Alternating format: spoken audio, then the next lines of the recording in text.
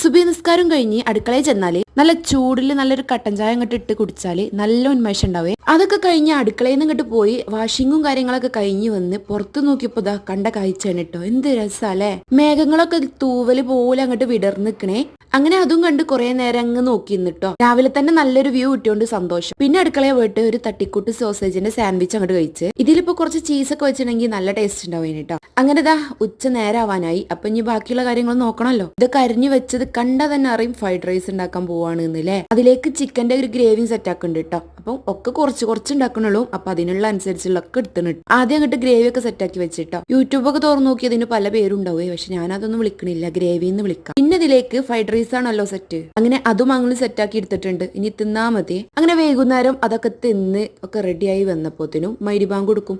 അപ്പം പിന്നെ അതാ ചായ, ഇന്ന് കോഫി ആണ് കേട്ടോ. അപ്പൊ റൗണ്ടിന്റെ സാൻഡ്വിച്ചും കഴിച്ചു. അപ്പം വീഡിയോ ഇഷ്ടമായിട്ട് ലൈക്ക് ചെയ്യാൻ മറക്കരുത്. ഈ വീഡിയോ ഇട്ട് വരാം. കിട്ടിട്ടാ.